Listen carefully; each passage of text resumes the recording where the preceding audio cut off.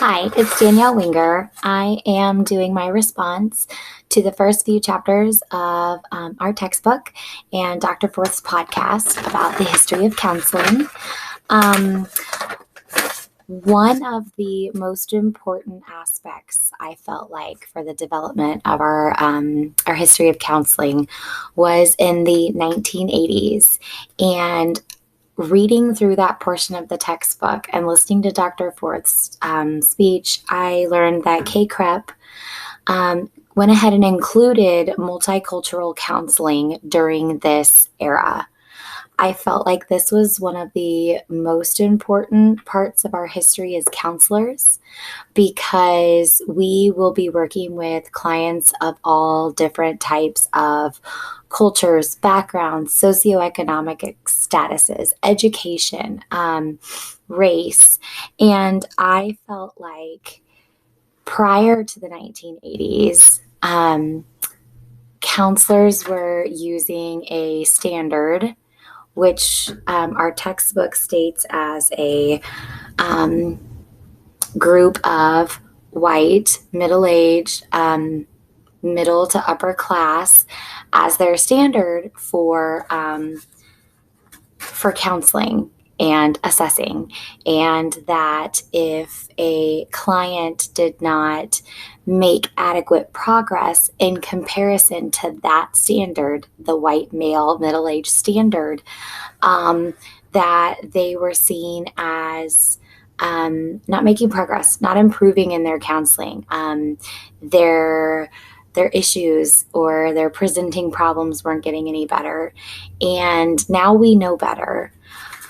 I also remember in our ethics class when we talk about not causing undue harm to our clients and not understanding where a client is coming from a cultural perspective or from a ethnic perspective or a socioeconomic perspective could cause undue harm for our clients. I feel like it's very important to be aware of their feelings and what their history is. We would never want to offend a client because we didn't understand our client. When I did a little bit more research into why being culturally aware and just understanding diverse backgrounds was so important, I found an article called A Thematic Analysis of Barriers to Mental Health, Help Seeking a Multicultural Perspective. And it was an article about how students are likely to have mental health problems but not seek the help that they require because of several barriers.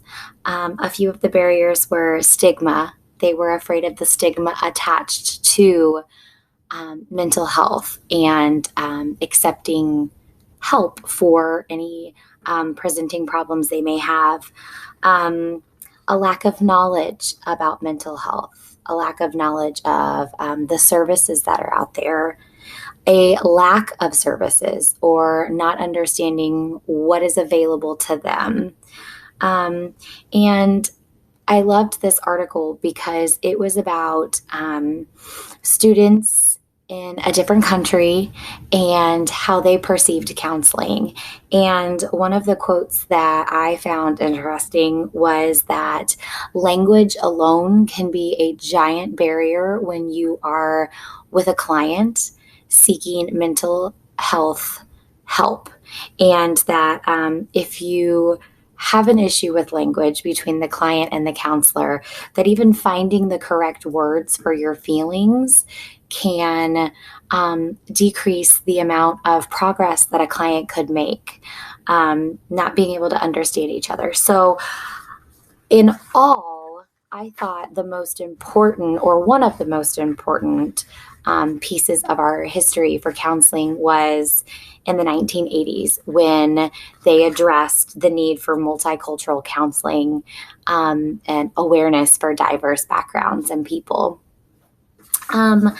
It was difficult to find a lease important part of our history of counseling, but I found that at the very beginning of the history of our counseling part, where they discuss the importance of vocational guidance and the aftermath of the Civil War, and just trying to find people to fill these gaps where there were a lot of jobs and occupations that needed to be filled.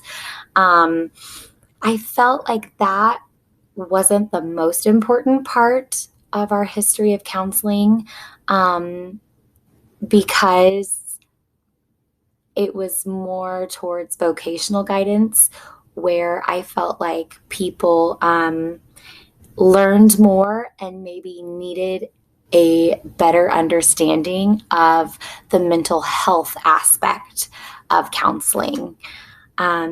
And how that developed, and mental health concerns, and the DSM 5. So, my most important was the multicultural aspect, and the least important was the vocational guidance. Thanks.